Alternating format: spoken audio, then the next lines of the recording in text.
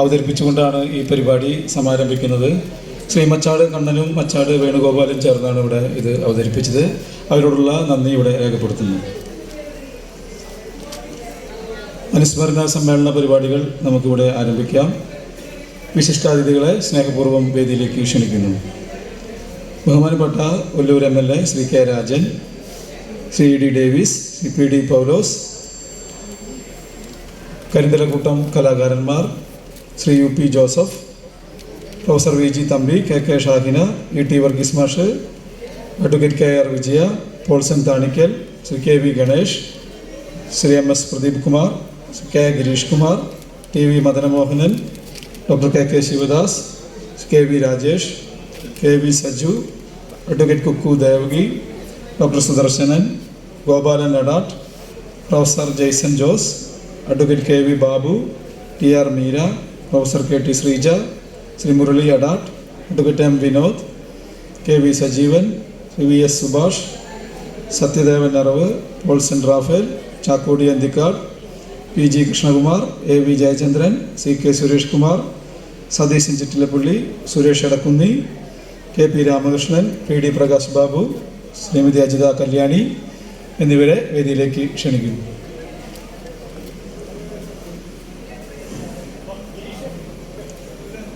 വിശിഷ്ടാതിഥികൾ വേദിയിലേക്ക് കടന്നിരിക്കണമെന്ന് സ്നേഹപൂർവ്വം ഒരിക്കൽ കൂടി അഭ്യർത്ഥിക്കുന്നു.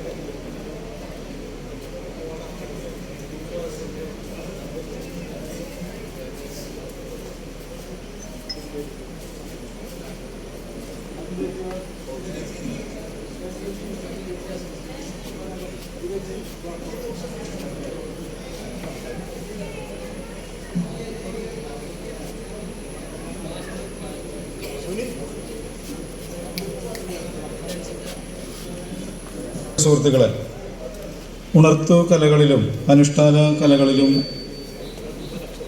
പ്രതിഭ തെളിയിച്ച കൊമ്പുവാദ്യ കലാകാരനും നാട്ടുകലാകാരനും നടനും പത്രപ്രവർത്തകനുമായ ശ്രീ ബാബു മലയിൽ കഴിഞ്ഞ ജൂലൈ 12-നാണ് നമ്മെ വിട്ടു പിരിഞ്ഞു പോയിട്ടുള്ളത്.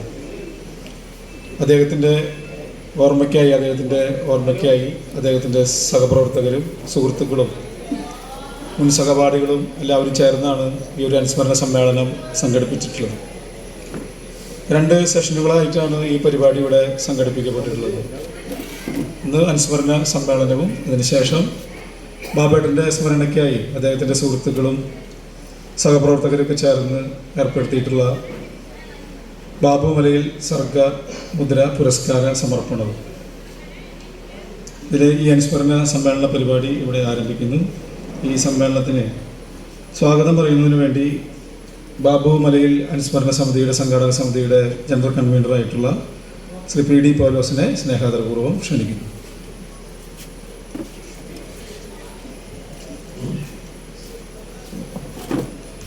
എല്ലാവർക്കും നമസ്കാരം.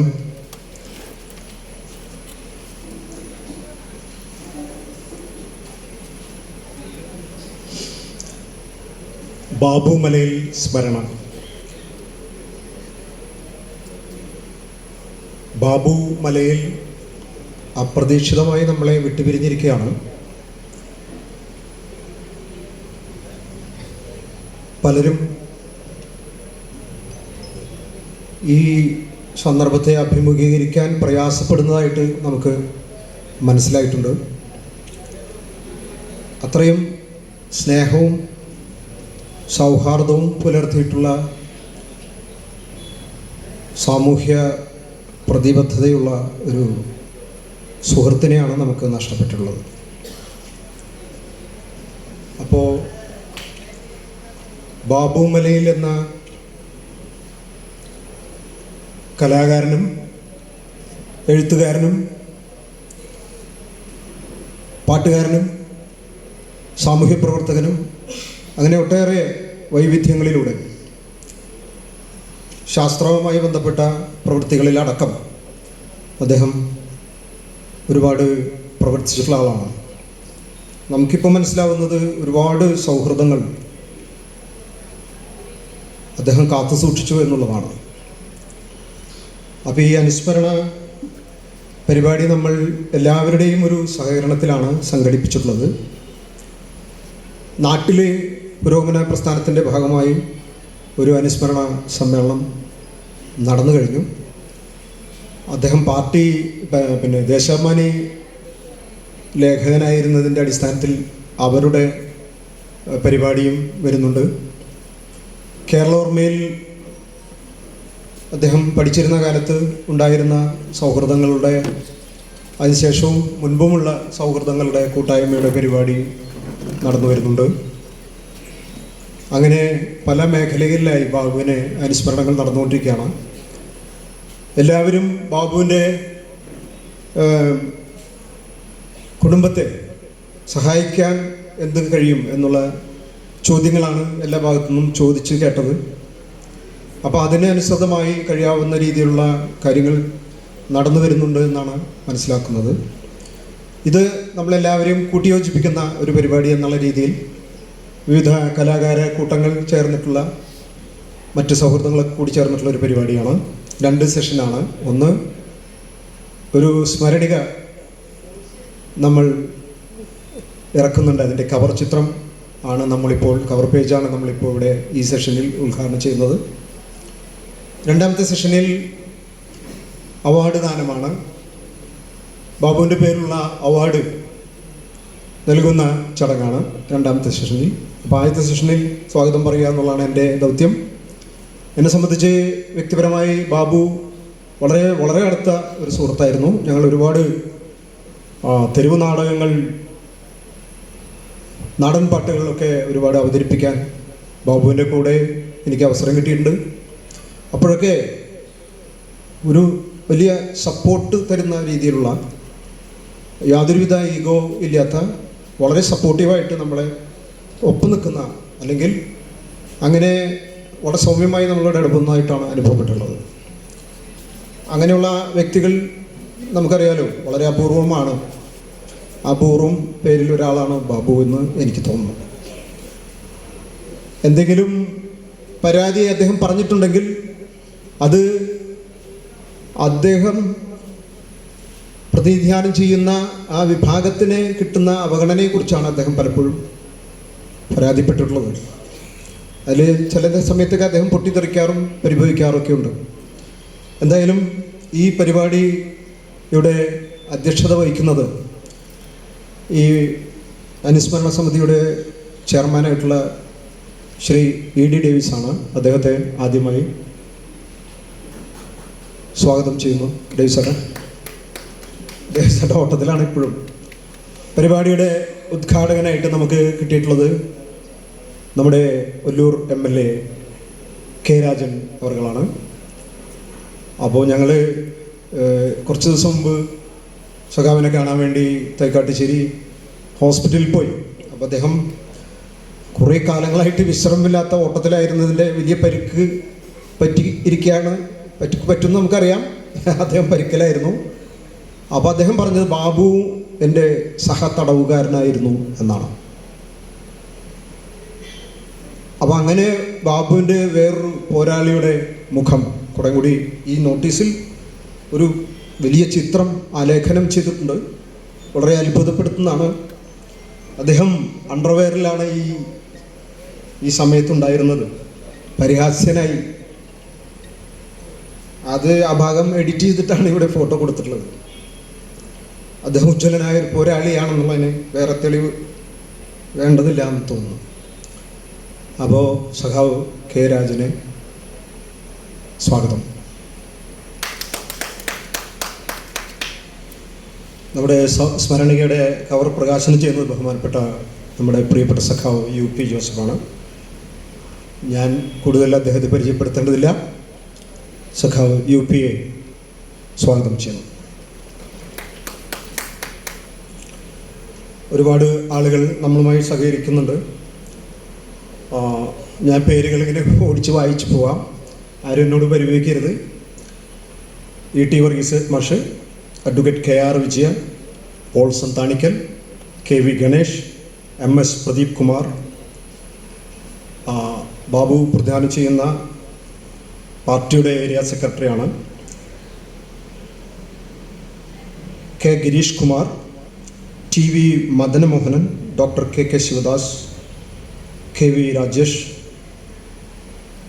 KV Saju, advocate Kukku Devaki, doctor Sudarshan, Gopalan Adat, professor Jason Jose, advocate KV Babu, TR Meera, professor KT Sreeja, Murali Adat, advocate M Vinod, KV Sajeevan, VS Subhash, Sathyadevan Aravu, Paulson Raphael, Chakkodi Anthikad, PG Krishnakumar, AV Jayachandran, CK Suresh Kumar, Satheesan Chittilappally, Suresh Edakkunni, KP Ramakrishnan, PD Prakash Babu, Ajitha Kalyani, പിന്നെ എത്തിയിട്ടില്ലെങ്കിലും professor VG Thampi, KK Shahina, ഇവരുടെ പേരും ഇതിലുണ്ട്. ഇനി ഇതിൽ പേരുൾപ്പെടാത്ത ഒരുപാട് ആളുകളുണ്ട് എന്ന് നമുക്കറിയാം. എല്ലാവരെയും ഇവിടെ പരിപാടിയുടെ പങ്കാളിത്തത്തിൽ വന്നിട്ടുള്ള എല്ലാ ബാബുവിൻ്റെ പ്രിയപ്പെട്ട സുഹൃത്തുക്കളെയും എല്ലാവരെയും ഒരിക്കൽ കൂടി സ്വാഗതം ചെയ്തുകൊണ്ട് അധ്യക്ഷ പ്രസംഗത്തിനായി ED ഡേവിസ് അവരെ ക്ഷണിക്കുന്നു.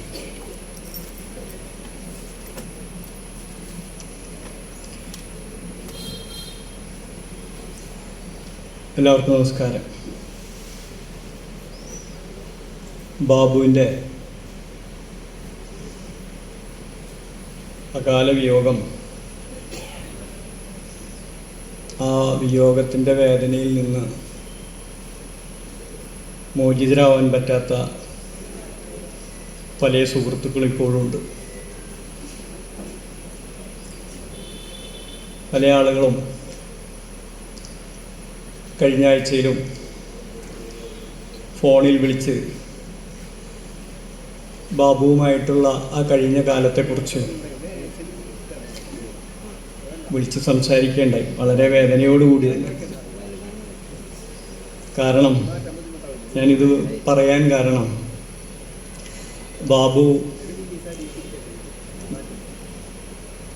ബാബുവിൻ്റെ യഥാർത്ഥ വ്യക്തിത്വം, അല്ലെങ്കിൽ ബാബുവിൻ്റെ കലാകാരൻ്റെ ആ ഔന്നത്യം, അതൊക്കെ ഇപ്പോഴത്തെ തലമുറയ്ക്കോ ഈ അടുത്ത കാലങ്ങളിൽ പരിചയപ്പെട്ടിട്ടുള്ള ആളുകൾക്കോ അത്രയ്ക്ക് മനസ്സിലാവില്ല. ഞങ്ങൾ കേരളവർമ്മ കോളേജിൽ വെച്ചാണ് കണ്ടുമുട്ടുന്നത്. കേരളവർമ്മ കോളേജിലെത്തുന്ന ഒരു ബാബു എന്ന് പറയുന്നത്, അന്നേ തന്നെ ബാബു ചെണ്ടയിലും തിമിലയിലൊക്കെ തന്നെ അറിയപ്പെടുന്ന ഒരു കലാകാരനാണ്. നന്നായി നാടൻപാട്ട് പാടും.